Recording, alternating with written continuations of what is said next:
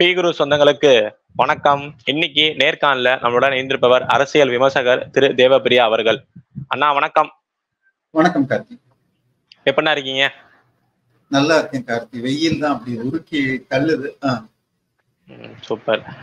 3 வருட திமுக ஆட்சி எப்படி பாக்குறீங்க? சாதனையா, சோதனையா, வேதனையா? சாதனைன்னு சொல்லிக்கிற மாதிரி ஒண்ணுமே கிடையாது. அதுல இரண்டாவது கருத்தே ஒண்ணும் இல்லை. ஏன்னா எக்ஸப்டிங் அவங்க குறிப்பிடுறதே, அதாவது நான் சொல்றது டிஆர்பி ராஜா ஐடிவின் தலைவருடைய இதுல சாதனைன்னு சொல்றது இதுவரைக்கும் நான் கண்டதுல ஒண்ணு எக்ஸ்போர்ட் ஆஃப் எலக்ட்ரானிக் குட்ஸ். அதோடைய 100க்கு 99.9% காரணம் மோடியுடைய மேக் இன் இந்தியா ஸ்கீம். அதுல மொபைல் எக்ஸ்போர்ட்ஸ் அவர் 2019 எடுத்தது. இது 21க்கு அப்புறம் ஒரு புது மொபைல் கம்பெனி கூட தமிழ்நாட்டுக்கு வரல. அதனால இது இவங்களுக்கு சாதனை கிடையாது. மற்றபடியாக தனிநபர், நம்ம முதல்ல ஒண்ணுன்னா எடுத்துக்கிட்டா தனிநபர் குடும்பங்கள்னு எடுத்துக்கிட்டீங்கன்னா, நாங்கள் வந்தால் இபி மாதம் மீட்டர் எடுப்போம். அப்படி எடுத்தால் ஒரு வீட்டிற்கு வருடத்திற்கு 6000 ரூபாய் மிச்சமாகும்னு சொன்னாங்க. இது 3 வருஷம் முழுக்க முடிஞ்சு போயிடுச்சு. இன்னைக்கு வரைக்கும் அவங்க ரீடிங்கே மாசம் எடுக்கல. அதுக்கு பதிலா யூனிட் ரேட், ஸ்லாப் ரேட்டை மாத்தி, நான் சொல்றது சிறிய சிங்கிள் பெட்ரூம் வீடு 450 ரூபா கட்டினவங்க 950 ரூபாயில இருந்து 1000 இருக்கு. Medium size double bedroom AC இல்லாத வீட்டுக்கு 900 இருந்து 1100 ரூபா கட்டிட்டு இருக்கவங்க இப்ப 2500 ரூபா கட்டுறாங்க. ஏசிய வச்சுக்கிட்டு என்னைக்கோ வாரத்துக்கு 1 நாள் 2 நாள் போட்டு 2000 ரூபா கட்டினாங்க, இப்ப 5000 ரூபா கட்டுறாங்க. இது சர்வசாதாரணம் ஆயிடுச்சு. அதாவது 2ல இருந்து 2.5 மடங்கு ஏறி. அடுத்தது ப்ராப்பர்ட்டி டாக்ஸ் ஏற்றிருக்காங்க, தண்ணி வரி ஏற்றிருக்காங்க, பால் விலை ஏற்றிருக்காங்க. இதை தவிர பால்ல கொழுப்பை குறைச்சிருக்காங்க. தயிர், வெண்ணெய், நெய், ஆவின் விலைகள் அத்தனையும் ஏற்றிட்டாங்க. அப்பப்போ பால் சப்ளை, இந்த கிரீன் பேக்கெட் சப்ளையும் குறைஞ்சிருக்கு. ஆவினுடைய கொள்முதல் குறைஞ்சிட்டு வருது. அதாவது நான் தமிழ்நாட்டுல வேலை வாய்ப்பு உருவாக்கத்துல ஒரு பக்கம் விவசாயமும் தேவைன்னா அதுல மாடுகள் வளர்ப்பும் முக்கியம். அதை சரியா செய்யலன்னு தெரியுது. இதுக்கு அடுத்தது சரி பஸ். நீங்க டிரான்ஸ்போர்ட், என்னை பொறுத்த வரைக்கும் நான் சிட்டிக்குள்ள மூவிங்க மேக்சிமம் பஸ்ஸையும் ஆட்டோவையும் மிக்ஸ் பண்ணி அடிக்கிற ஆளு. எனக்கு 2 வீலர்னா கூட ஒரு சாரதி வேணும். பாட்டு சாரதிக்கு ஒரு வாசல்ல வீடு வச்சிருந்தேன் முன்னாடி, இப்ப ஷிஃப்ட் பண்ணிட்டேன். அதனால எனக்கு எல்லாத்துக்குமே சாரதி வேணும். இப்ப கொரோனா அப்புறம் குறைஞ்ச பஸ்கள் இப்ப மிகவும் குறைஞ்சி போய் பஸ்ஸே இல்லை. இதுக்கு காரணம் அந்த பெண்களுக்கு இலவசமா அப்படின்னு கண்டக்டர் கேட்டா, சார் அதுக்கும் இதுக்கு சம்பந்தம் இல்லை. டெப்போல 10 பஸ் இருந்தால் இப்பொழுது 7 பஸ் அங்கேயே நிக்குது, 3 பஸ் தான் ஓடுது அப்படின்னு சொல்றாங்க. அப்போ ஏன் அந்த மாதிரின்னு கேட்டா, கண்டக்டர் டிரைவர் முன்னாடி மாசம் 10,000 ரூபாய் அப்படின்னு கன்சாலிடேட்டட் பேல பிக்ஸ் பண்ணிட்டு இருந்தாங்க. இப்ப அதையும் தனியார் கம்பெனி கிட்ட கொடுக்கறதுன்னு தீர்மானத்தை அனௌன்ஸ் பண்ணிட்டாங்க. ஆனால் எலெக்ஷன் வரைக்கும் இம்ப்ளிமெண்ட் பண்ணல.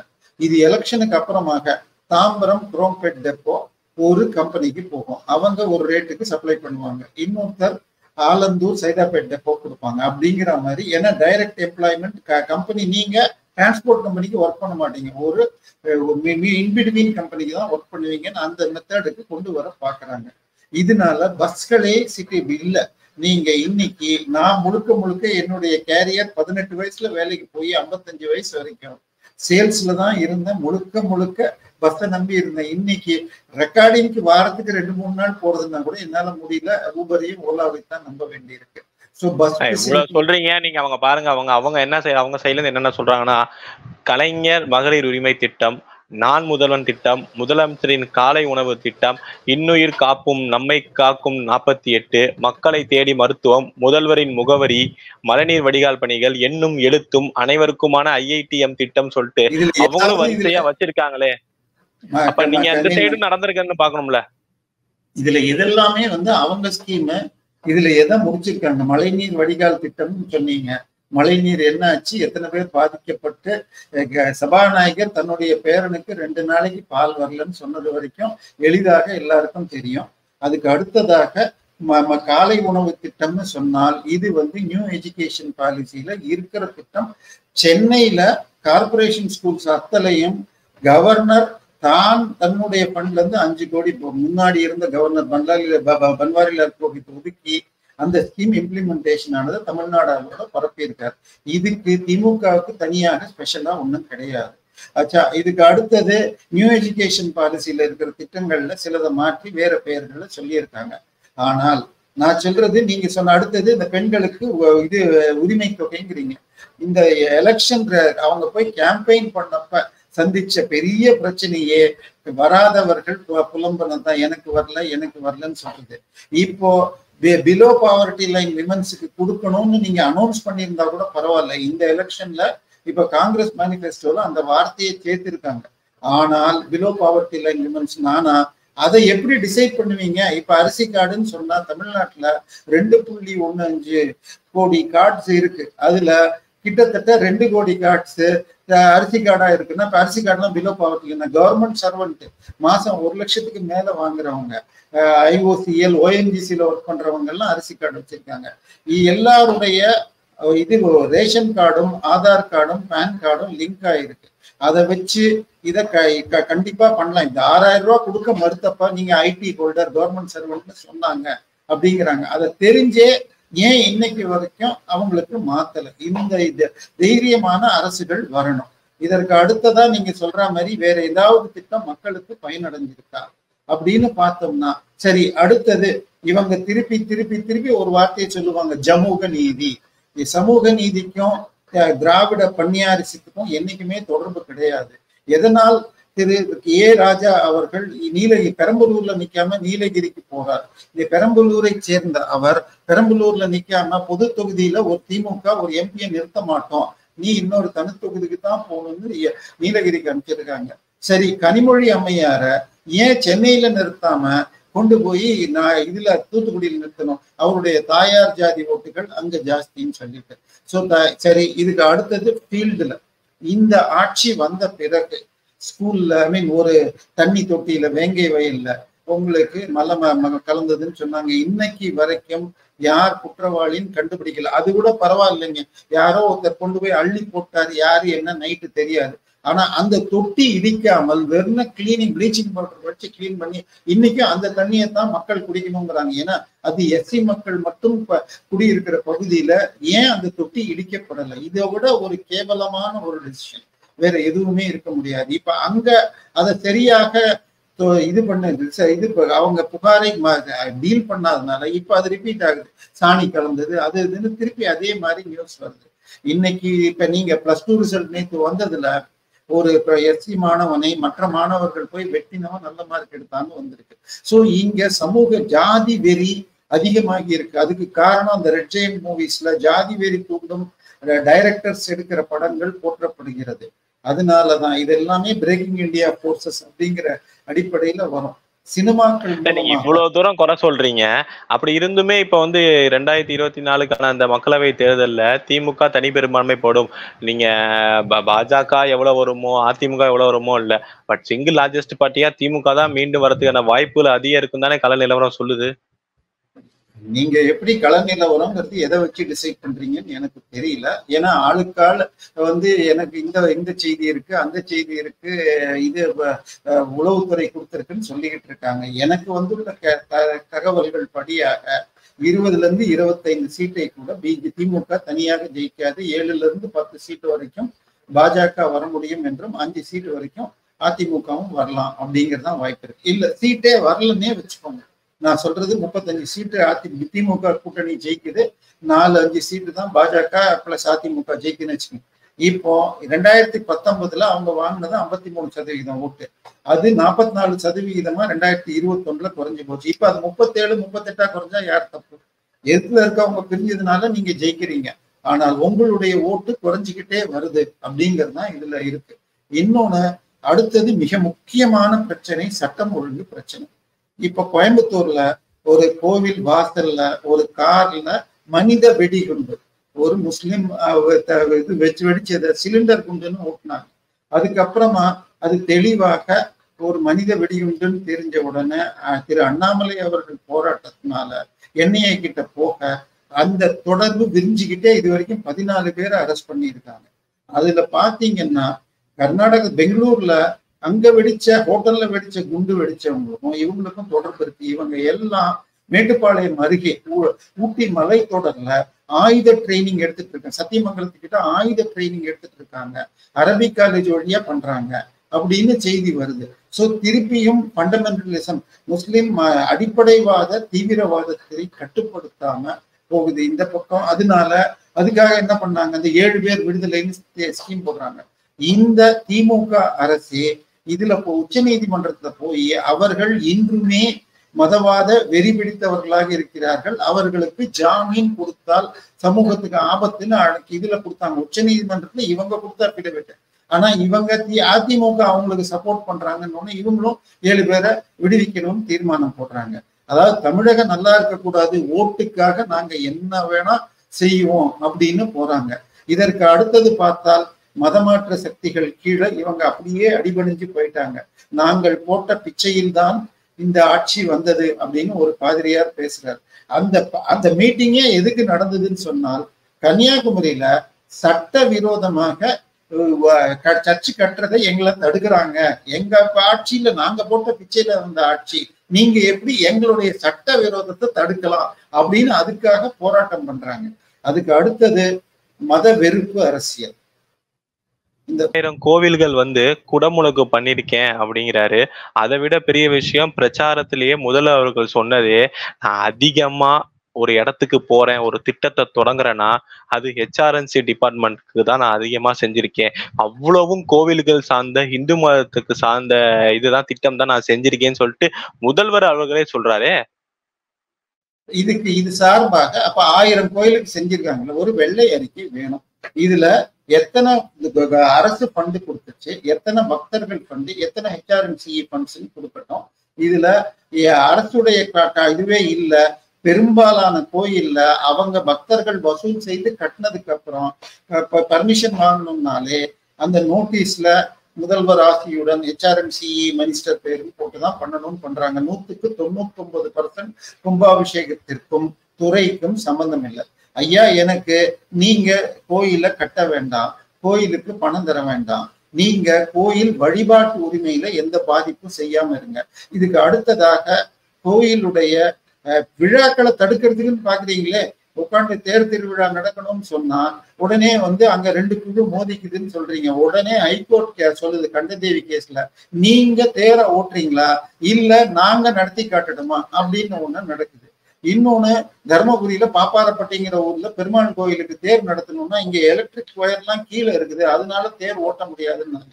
ஒரு விடுமுறை நாள் அன்னைக்கு வாட்ஸ்அப்ல விசாரிச்சு அதையெல்லாம் கண்ட்ரோல் பண்ணி நடத்த வேண்டியது உங்க கடமை. அதை தாண்டி ஏன் நடத்த வேண்டாம் சொல்றது உங்க வேலை இல்லை. நடத்துங்கன்னு நடத்தி காட்டிட்டாங்க. ஹைகோர்ட் ஆர்டர் போட்டா தான் கோயில் திருவிழாக்கள் நடத்த முடியுது, கோயில்ல தரிசனம் நடக்குது. இதுல ஏற்கனவே சென்ற அரசு இருந்த பொழுது மிக தெளிவாக மதுரை உயர் நீதிமன்றம் பெஞ்சு என்ன தீர்ப்பு சொல்லிச்சுன்னா, கோவில் திருவிழாக்கள் என்பது இந்திய மக்களின் அடிப்படை உரிமையின் கீழ் வருகிறது, அதை தடுக்கவோ மாற்றவோ எங்கள் தெரு வழியாக வரக்கூடாதுன்னு சொல்றதுக்கோ எந்த ஒரு தனிநபருக்கோ அரசு அதிகாரிகளுக்கோ உரிமை இல்லை. இப்ப திருப்பி திருப்பி பல்வேறு விழாக்களை தடுக்கணும்னு பாக்குறாங்க. ஐயா, குற்றாலநாதர் கோயில்ல அங்க சமைக்கிற பிரசாதம் செய்கிற அந்த தளிகை செய்கிற அந்த சமையல் அறைக்குள்ள எலி புஷ்கை கலந்த அரிசி இருக்குதுன்னு வருது. இந்த அதே இதுல எனக்கு மத்த மதத்தோட கம்பேர் பண்ணுவானா, ரம்ஜானுக்கு ரேஷன்ல கொடுக்குற அரிசி வேண்டான்னு ஸ்பெஷலா மார்க்கெட்ல இருந்து வாங்கி தராங்க. இதை என்ன சொல்றது?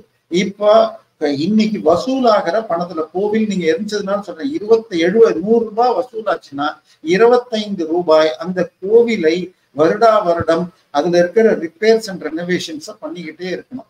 இது வரைக்கும் எந்த கோயிலையாவது இதை பண்ணியிருக்காங்களான்னு கேளுங்க. ஏன்னா பண்ணியிருந்தா கும்பாபிஷேகமே தேவைப்படாது. பல கோயிலுக்கு 12 வருஷத்துக்கு ஒரு தடவை. இல்ல, இப்ப இவ்வளவு தூரம் நீங்க சொல்றப்ப இந்த 24 நீங்க சொல்றீங்க கண்டிப்பா இரவு தான் வரப்போகுது, பாஜக இவ்வளவு வருது அப்படின்னு. பட் இருந்தாலும் இங்க பாஜக கால் விட ஆரம்பிச்சிருச்சு, எதிர்கட்சியா செயல்படுறது பாஜகங்கிறது வெட்ட வெளிச்சமா தெரிய ஆரம்பிக்குது. பட் ஒரு மாற்றம் வருமா 26ல? ஏன்னா நீங்க சொல்ற மாதிரியே அவங்க வாக்குறுதிகள் சில பல விஷயங்கள் வந்து நிறைவேற்றாம இருக்காங்க. அது நீட்டா இருக்கட்டும், எல்லாருக்கும் 1000 ரூபான்னு சொன்னாங்க, நகையெல்லாம் தள்ளுபடி பண்றேன்னு சொன்னாங்க. அப்படி இருந்தும் 26ல இவங்க மாற்றத்தை தமிழக மக்கள் கொடுப்பாங்களா? அது ஒரு கேள்வி இருக்குல்ல. இந்த கோவம் இல்ல எதிர்க்கட்சியா வந்து வேற யாரும் இல்ல அப்படின்னு சொல்லி திருப்பி இவங்களுக்கு போறதுக்கான வாய்ப்புகள் அதிகம்னு சொல்றாங்களே. 89க்கு அப்புறமாக நடந்த 91 வச்சுக்கோங்க, 89 ஓகே, 89ல டிஎம்கே ஆட்சி வந்தது, அது கலைக்கப்பட்டது. அதுல இருந்து 2016 தேர்தல் வரைக்கும் எல்லா தேர்தலுமே 5 வருஷத்துக்கு ஒரு தடவை மாற்றம்ங்கிறது தொடர்ந்து வந்திருக்கு. எந்த ஒரு கவர்மெண்ட்டும் செகண்ட் டைம் ரிப்பீட் வந்ததில்லை. 2016ல மாத்திரம் அது மாறி இருக்கு.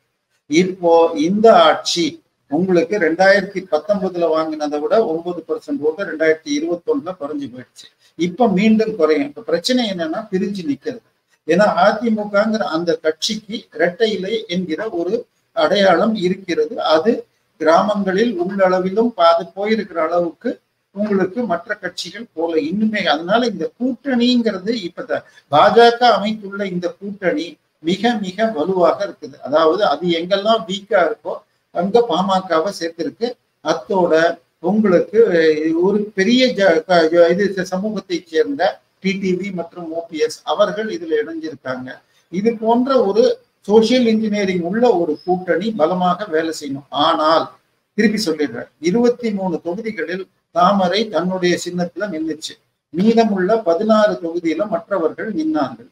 ஆனால் இந்த 16ல என்னுடைய கணக்கில் கிட்டத்தட்ட 8 தொகுதிகளில் பிரச்சாரம்ங்கிறது ரொம்ப ரொம்ப ரொம்ப வீக்கா இருந்துச்சு. பாமக 3 தொகுதிகளுக்கு மேல மீதி தொகுதிகள்ல ஏதோ 1 ரவுண்ட் 2 ரவுண்ட் வந்தாங்களே தவிர அன்புமணி ராமதாஸ் இது கள்ளக்குறிச்சி, இன்னும் இது ஓரளவுக்கு கடலூர்ல தங்கர் பச்சன், இந்த 3 இன்னும் ஏதோ ஒரு தொகுதி சொல்லலாம். மீதி 6 தொகுதிகள்ல பெரிய அளவுல பிரச்சாரம் இல்லை. தமாக எடுத்துக்கிட்டா 3 தொகுதி கொடுத்தாங்க, தூத்துக்குடி, ஸ்ரீபெரும்புதூர், ஈரோடு. அதுல 3மே அவங்களுக்கு ரொம்ப டஃப்பான தொகுதி தான். பட் பிரச்சாரமே ரொம்ப வீக்கா இருந்துச்சு அப்படிங்கிற நிலைமை இருக்கு. சோ இந்த வீக்னஸை இது பண்ணிட்டு பண்ணா இந்த முறை என்னுடைய கணக்கு சீட் கண்டிப்பா 8 சீட்டு குறையாம பிஜேபி வரும். ஆனால் சீட்டை விட முக்கியம் 20% ஓட்டை பிஜேபி தாண்டிடுச்சுன்னு வச்சுக்கோங்க. அது 26 மிகப்பெரிய மாற்றத்தை உருவாக்கும். இப்ப காங்கிரஸுக்கு 10 சீட்டு திமுக கொடுத்துருக்குங்க. காங்கிரஸ் 2014ல தனியா நின்று வாங்குறது 4.2% ஓட்டு. இப்ப அதை விட 5 மடங்கு வாங்கினால் பாதிக்கு பாதி சீட்டு பாஜக அப்படின்னு அட்லீஸ்ட் உங்களுக்கு 80 சீட்டு பாஜக கொடுத்தாதான் ஒரு கூட்டணிங்கிற மதிப்பு. இல்ல பாஜக தலைமையில் பாஜக பாமக 2 பேரும் 80 மற்ற கட்சிகள்னு சேர்த்து அந்த கூட்டணி கூட கூட்டணி ஆட்சி தான் 2026ல வரும் என்ற நிலைமை கூட இருக்கு. இந்த தேர்தலில் இப்ப 2024 ஜூன் 4ஆம் தேதி அன்னைக்கு உங்களுக்கு கிட்டத்தட்ட 25 இடங்களில் பாஜக 2வது இடத்துக்கு வந்து அதிமுக 10 இடங்கள்ல தான் 2வது வருது. ஒரு 4 இடத்துல அது டெபாசிட்டே இழந்திருக்கு. 1-2 சீட்டு ஜெயிச்சதுங்கிற ரிசல்ட் வந்தால் இன்றைக்கு இருக்கிற எடப்பாடி தலைமை அந்த ஒற்றுமை நிலைக்குமா அப்படிங்கிறது இருக்கு. இதற்கு அடுத்ததாக இன்னைக்கு காலையில பேப்பர்ல நீங்க பாத்தீங்கன்னா மணல் கடத்தலில் கலெக்டர்கள் கேட்ட ஃபைல்ஸ் டீடைல்ஸ கொடுக்கல அப்படின்னு உச்ச நீதிமன்றத்துல இடி சொல்லியிருக்காங்க. 4731 கோடிக்கு மணல் கடத்தப்பட்டிருக்கு. ஆனா 37 கோடி தான் அக்கௌண்ட்ல கொண்டு வந்திருக்காங்க. அப்போ இந்த பில்லிங் பண்ணது தமிழக அரசு அதிகாரிகள் உங்களுக்கு 99% பில்லு போடல. 4700 கோடி எங்க இருக்கு, 40 கோடிக்கு கீழே எங்க இருக்கு. இத இடியும் உச்ச நீதிமன்றமும் லைட்டாக எடுத்துக்க முடியாது. இது தேர்தல் காலத்துலங்கிறதுனால சற்று மெதுவாயிருக்கு. அதனால இது திருப்பி பிடிப்பாங்க. இது மாதிரி ஒரு வழக்குகளும் வரும். அண்ணாமலை தான் எதிர்கட்சி தலைவர்ங்கிறத ஆவின்ல இருந்து தான் ஸ்வீட் வாங்கணும் அப்படின்னு பண்ணாரு. அவர் உங்களுக்கு அந்த பிஜிஆர் கான்ட்ராக்ட் கொடுத்தத உங்களுக்கு இந்த கம்பெனிக்கு கொடுக்க முடியாது, கொடுத்தா செய்ய மாட்டாங்கன்னாங்க. ஆனா கான்ட்ராக்ட் கொடுத்துட்டு 1.5 வருஷம் கழிச்சு அவன் ஒன்னும் செய்யல அப்படின்னு சொல்லிட்டு இப்ப இவங்களை இபிஏ கேன்சல் பண்ணிருக்கேன். சோ அண்ணாமலை அதே மாதிரி கோயம்புத்தூர்ல ஒரு சிப்காட் கட்டுவேன்னு ஒன்னா இது அக்ரிகல்ச்சர் லேண்ட்ல கட்டக்கூடாதுன்னு ஒண்ணு அங்கிருந்து அதை வெளியில போயிட்டாங்க. ஸோ அவர் சொல்வதை கேட்டுதான் அரசு நடக்குது. அதே மாதிரி இந்து சமய அறநிலைத்துறையில கேட்டீங்கன்னா அந்த ஆதீனத்துக்கு பல்லக்கில் தூக்குறது எடுத்தாங்க. நானே வந்து தூக்குவேன்னு அலோவ் பண்ணாங்க. ஸோ இன்னைக்கு எந்த ஒரு போராட்டத்தையும் பாஜக தலைவர் எடுத்துக்கொண்டால் உடனே பேக் அடிக்கிறது இந்த ஆட்சி. அதனால அவர் அந்த இடத்தை ஆக்குபை பண்ணிட்டார். இந்த தேர்தலில் 20% ஓட்டை அவர் வாங்கிட்டார்னால் மிக நிச்சயமாக அவர் ஏற்றுக்கொள்வார். இப்ப அடுத்தது இந்த ஊழல் தடுப்புன்னு எடுத்துக்கோங்க. அவங்களுடைய டிஎம்கே உடைய மேனிபெஸ்டோல அதிமுகவை சேர்ந்த பல அமைச்சர்கள் பெயரோடு பல துறைகளிலும் ஊழல்கள் நடந்துள்ளன. நாங்கள் வந்தால் அதை தீவிரமாக விசாரித்து அவர்களுக்கு தண்டனை வாங்கி தருவோம் நாங்க. ஆனா அதிகமா ஊழல் நடந்த 2-3 துறைனா பில்டிங் கன்ஸ்ட்ரக்ஷன், அடுத்தது ரேஷனுக்கு சப்ளை. அதே கான்ட்ராக்டர் இன்னைக்கும் மணல் கடத்தல், அதுல நடத்துற அதே கான்ட்ராக்டர் யாரெல்லாம் ஊழல் செய்து அதிமுக மந்திரிகளுக்கு கொடுத்தார்களோ அதே கான்ட்ராக்டர் தான் இன்னைக்கு இவங்களுக்கு சப்ளை பண்றாங்க. ஒன்னே ஊழலுக்கு லஞ்சத்தொகை 30%, 40% கழகத்துக்கு மாறி இருக்கு. அது இருக்குன்னு இவங்க தான் அப்ப சொன்னாங்க. அவங்களுக்கு கொடுக்குறாங்கன்னு சொன்னாங்கன்னா இப்ப ஆட்சியாளர்கள் இவங்க வாங்குறாங்கன்னு. ஸோ ஊழல்கள் தொடர்ந்து இருக்கு. அந்த பொங்கல் பரிசுன்னு ஒண்ணு கொடுத்தாங்க பாருங்க, மஞ்சப்பொடி இது மிளகாத்தூள்னு சொல்லிட்டு மரத்தூள் கொடுத்தாங்கன்னு வீடியோ வந்துச்சு. அதை வீடியோ எடுத்து போட்ட ஒரு பையன் கொலை செய்யப்பட்டாங்க. இது தற்கொலை செய்து கொள்ள நிலைக்கு தூண்டப்பட்டான். வீட்டுல அவங்கள டார்ச்சர் பண்ணாங்க. இதுக்கு அடுத்தது பத்ரி சேஷாத்ரி முதல் எத்தனை பேரை யாரெல்லாம் அரசுக்கு எதிராக பேஸ்புக் போஸ்ட் போட்டால் பிஜேபி சார்ந்தவர்கள்னா உடனே கைது பண்ணிட்டாங்க. ஸோ இங்க கருத்து சுதந்திரம் கிடையாது. இந்த நிலைமை இது இப்படியே தொடர்ந்தால் இங்கே நடக்கும் பாசிச அரச பயங்கரவாதம்ங்கிறது ரொம்ப அதிகமா இருக்கு. ஸோ இதை யாரும் தட்டி கேட்கல. இங்க இருக்கிற முக்கியமான பத்திரிகைகள் எல்லாம் தூங்குது. ஸோ இதை எதுக்குமே நம்ம எதுவும் பெருசா சொல்ல முடியாது. இதற்கு அடுத்தது இப்ப நீங்க எங்க இருக்கீங்கன்னு தெரியல. என் வீட்டுல தான் இப்ப அடிக்கடி பவர் கட் பிரச்சனை வருது. திடீர்னு 1 hour 1/2 hour போகுது. அன்னைக்கு ஒரு ஸ்டூடியோல போய் ரெக்கார்டிங்க்கு போறேன். கிட்டத்தட்ட சார் இப்ப பக்கத்துல எல்லாரும் ஏசி போடுறதுனால ப்ராப்ளம் வருதுன்னு 20 நிமிஷம் வீடியோவை எடுக்கிறதுக்கு எனக்கு 1.5 மணி நேரம் ஆச்சு அன்னைக்கு ஒரு சேனல். ஸோ இந்த பிரச்சனை எல்லா இடத்துலயும் வருது. ஸோ இந்த சம்மர்ல இது மாதிரி டிமாண்ட் அதிகமாகும் அப்படிங்கிறது உங்களுக்கு தெரியும். இபி பத்தி பேசினப்ப இன்னொன்னு சொன்னால் பீக் அவர் டிமாண்ட்னு சொல்லிட்டு ஸ்மால் அண்ட் மீடியம் என்டர்பிரைஸுக்கு இபி ரேட் ஏற்றி இப்ப அவங்களுடைய கம்பீட்டன்சி குறைஞ்சு போயிடுச்சு. இந்த அரசு 2-3 சாதனை பண்ணிருங்க. நீங்க அந்த லிஸ்ட்ல ஒண்ணு கூட சொல்ல மாட்டேன்ட்டீங்க. டாஸ்மாக் வியாபாரத்தை 50,000 கோடி இந்த வருஷம் தாண்டுங்க. அதுக்கு அவார்டு கொடுத்தாங்க. அதுக்கு அடுத்தது இதுல ஆக்சுவலா டாஸ்மாக் பத்தி சொன்னால் ஒரு மூத்த பத்திரிகையாளர் ஒரு சேனல் பேட்டியில என்ன சொல்றாருன்னா 50,000 கோடி டாஸ்மாக்கு ஒயிட்ல காட்டியிருக்காங்க. ஆனால் தமிழகத்தில் சாரா வியாபார மார்க்கெட் சைட் 6 லட்சம் கோடிங்கிறார். திரு பிடிஆர் அவர்கள் ஏற்கனவே சொன்னப்ப பாதிதான் கணக்குல வருதுன்னார். ஆனால் இந்த மூத்த பத்திரிகையாளர் படியாக தமிழக அரசியல்ங்கிற பத்திரிகை ஆசிரியர் நான் தெளிவாக கணக்கு, அவர் மலேசியா அதிபருக்கு அட்வைசராக இருந்தவர். அதனால அவர் சாதாரணமா சொல்ல மாட்டாரு. 1க்கு 2 தடவை சொல்லிட்டாரு. 6 லட்சம் கோடி இங்கு சாரா வியாபாரம் நடக்கிறது. இன்னைக்கு ஒரு நாளைக்கு 95 லட்சம் பேர் குறைந்தபட்சம் வாங்குறாங்க. அதிகபட்சம் ரொம்ப டிமாண்ட் இருக்கிற நாள்ல ஜாலிக்காக 2 கோடி பேர் வரைக்கும் தமிழர்கள் தண்ணி சாராயம் பாட்டில் வாங்குறாங்கன்னு கணக்கு. ஸோ 6 லட்சம் கோடி இருக்கா. சரி, சாராயத்தோட நின்று போச்சா, கஞ்சா வந்துச்சு, கஞ்சாவோட நின்று போச்சா, மெத்து, சூடோபெட்ரின், என்னென்னமோ இது வரைக்கும் தெரியாத வார்த்தையெல்லாம் நம்ம கத்துக்கிறோம். இந்த நிலைமையில தமிழகம் போயிட்டு இருக்கு. ஸோ அடுத்தது நீட்டை பத்தி நீங்களே சொன்னீங்க. மாணவர்கள் எண்ணிக்கை இந்த வருடம் போன வருடத்தோட இன்னொரு 10,000 பேர் அதிகமா தான் எழுதுறாங்க. நம்மளுடைய பாஸ் பர்சன்டேஜ் அதிகமாக இருக்கு ஆல் இந்தியா ஆவரேஜை விட. எனவே தமிழக மாணவர்களை மீண்டும் போய் இதை சொல்லாதீங்க. உச்ச நீதிமன்றம் மிக தெளிவாக உங்களுக்கு குட்டு வச்சுது. இது அதாவது போய் ஒருத்தர் தடை கேட்டப்போ இனிமேல் இது போன்ற போட்டித் தேர்வுகள் நிறுத்த முடியாது. ஆனால் பொழப்பற்ற இது அரசியல்வாதிகள் தங்களுடைய அரசியலுக்காக பேசுறதெல்லாம் கருத்துரிமைங்கிற அடிப்படையினால நாங்க தடுக்க முடியாது. மாணவர்கள் தெளிவாக புரிஞ்சுக்கணும், நீட் போன்ற தேர்வுகள் தொடரும் அப்படின்னு உச்ச நீதிமன்ற தீர்ப்பு அவங்க அந்த கேஸை முடிச்சு வைக்கிறப்ப சொன்னாங்க. எனவே இது மக்களுக்கு தெரியும். இதுக்கெல்லாம் தாண்டி வெறுப்பு அரசியல் உச்சத்துல இருக்குங்க. உட்கார்ந்து 4 நாள் முன்னாடிக்கு திராவிடர் கழகத்தை சேர்ந்த அந்த நீதி கட்சியை சேர்ந்த ஒருத்தரை பத்தி கொடுக்குறப்ப பிராமணர்கள் இல்லாத அரசியல் செய்தவர்னு பெருமையாக மு.க. ஸ்டாலின் ட்வீட் பண்றாரு. எதற்காக நீங்கள் ஜாதிய வெறியை இன்னைக்கு தூண்டுறீங்க? இன்னொன்னு, சனாதன ஒழிப்பு மாநாட்டுல கலந்துகிட்டு விளையாட்டுத்துறை அமைச்சர் பேசியது தவறானதுன்னு சென்னை உயர்நீதிமன்றம் தீர்ப்பு கொடுத்துச்சு. உச்ச நீதிமன்றம் அவர் வகிக்கிற பொறுப்புக்கு ஏற்றபடியான பேச்சு இல்லை, இதற்குரிய விளைவுகளை நீங்க சந்திக்கணும் அப்படின்னு இருக்கு. ஆனா அந்த விளைவுகள்லாம் எப்போ வரும்? நீங்க கேஸ் போட்டா தான். இன்னைக்கு வரைக்கும் தமிழ்நாடு அரசு எஃப்ஐஆர் போடலைங்க. அப்ப என்ன அர்த்தம்? உயர் நீதிமன்றமும் உச்ச நீதிமன்றமும் அவர் பேசினது தப்புன்னு சொன்னத இன்னைக்கு வரைக்கும் எஃப்ஐஆர் போடலன்னா தமிழக உள்துறை அமைச்சர் பொறுப்பை ஏற்று வகிக்கும் திரு மு.க. ஸ்டாலின் என்ன பண்றார்? இப்ப பொன்முடி, அடுத்தது இவர் எடுத்துக்க நம்ம நிதியமைச்சர் தங்கம் தென்னரசு, இவங்க வழக்குக்கெல்லாம் ஸ்டே வாங்கி வச்சிருக்காங்க. இப்ப இதை எதிர்த்து போராட வேண்டியது டிவிஎஸ்சி வழக்கு. டிவிஎஸ்சிக்கும் ஊழல் குற்றச்சாட்டு உள்ளவர்கள் அல்லது நிரூபிக்கப்பட்டவர்களுக்கும் நடக்கிற வழக்கு.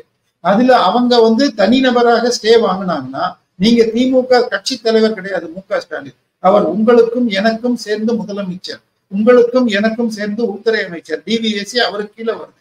அந்த வழக்குகளை நடத்தி அவர்களுக்கு தண்டனை வாங்கி தர வேண்டியது அவர் தான். இப்போ இதெல்லாம் இவர் செய்யலன்னு சொன்னா இவர் என்ன பண்றார்? தன்னுடைய கீழ் உள்ள பொறுப்புகளை என்ன செய்யறார்? இதுக்கு அடுத்தது என்னது, இது 42 கோடி ரூபாய்க்கு மெட்ராஸ்ல உங்களுக்கு ஃபார்முலா ரேசிங் கார் ஓட்டுறதுக்கு ரோடு போடுறேன்னாரு. அந்த காசு முழுக்க அந்த கம்பெனி தான் செலவு பண்ணணும்னு ஒண்ணு. அதுக்கப்புறம் அந்த டெண்டர்ல தான் அது நெடுஞ்சாலைத்துறையில இருந்து சாதா ரோடு மாதிரி வருது. அந்த இந்த ஃபார்முலா 1 ரோடுங்கிற பேர் வரல. இது வசூல் பண்ண போறாங்களா இல்லையா? இன்னைக்கு மக்கள் இவ்வளவு கஷ்டப்படுறப்ப என்ன ஆயிருக்கு? இதுக்கப்புறம் இன்னொன்னு அச்சீவ்மெண்ட் நான் சொல்றதுக்குள்ள போயிட்டேன். 2வது பெரிய அச்சீவ்மெண்ட் கடன் வாங்குறது இல்லைங்க. போய் கூகுள்ல போய் தேடுங்க. Tamil Nadu tops in borrowing for the 4th consecutive year. அதாவது இந்த ஆட்சி 4 பட்ஜெட் போட்டிருக்காங்க. 4 வருடமாக மிக அற்புதமாக மிக அதிகமாக கடன் வாங்கியிருக்காங்க. இந்த வருஷம் 1,55,000 கோடி வாங்குறாங்க. ஆனால் புதிய திட்டங்கள் மக்களுக்கான ப்ராஜெக்ட்ஸுக்குன்னு செலவு பண்ண போறது 43,000 கோடி தான். அதுலயும் உங்களுக்கு மெட்ரோ ரயில் போன்ற மத்திய அரசு திட்டத்துக்கு 75% போயிடுச்சுன்னா இவர்களாக மக்கள் திட்டங்களுக்கு செலவு பண்ற 1,55,000 கோடி வாங்குறதுல 59,000 கோடி வட்டி மாத்திரமே தான் கட்ட போறாங்க. மீதி அன்றாட தேவைகளுக்காக செலவு செஞ்சாங்கன்னா நீங்க திருப்பி இந்த வட்டி நம்ம பேர்ல தான் ஏறிட்டு போகுமே தவிர மக்களுக்கு இதுல எந்த பயனுமே இல்லை. நிதிநிலையை சரி செய்யறதுக்கு பல குழுவை போட்டேன்னு நாங்க 3-4 குழுவை சொன்னாங்க. எந்த குழுவும் எதுவும் செஞ்சதா தெரியல. தொழில்துறையில 1 trillion அச்சீவ் பண்ணுவேன்னு சொன்னாங்க, எதுவும் இல்லை. 2-3 ஷூ ஃபேக்டரிஸ் வருதுன்னாங்க. அதை தாண்டி அது வந்துச்சுன்னாலே தவிர இவங்க சொன்ன பர்னிச்சர் யூனிட்னு சொல்லிட்டு தூத்துக்குடியிலயோ அல்லது எலக்ட்ரானிக் வெஹிக்கிள் ஃபேக்டரின்னு சொன்ன அந்த கம்பெனியே இன்றைக்கு மூடும் நிலையில இருக்கு வியட்நாம்ல. இவங்க துபாய் போய் தூரம் சொல்றீங்க நீங்க ஒரு மூச்சு விடாம கிட்டத்தட்ட பாஜக தலைவர் அண்ணாமலை அவர்கள் மாதிரி இதான் சொல்லியிருக்கீங்க. பட் இதெல்லாம் பதில் எப்படி நம்மளுக்கு தெரியும் அப்படிங்கிறது மக்கள்கிட்ட தான் இருக்கு. நீங்க சொன்ன மாதிரி 24 எப்படி வருது, 26 எப்படி அமையுது அப்படிங்கிறது பொறுத்து வந்து பார்ப்போம். உங்க நேரத்தை நமது தளத்துக்கு பகிர்ந்தமைக்கு ரொம்ப ரொம்ப நன்றி. நல்லதே நடக்கும். வாழ்க வளமுடன். வணக்கம்.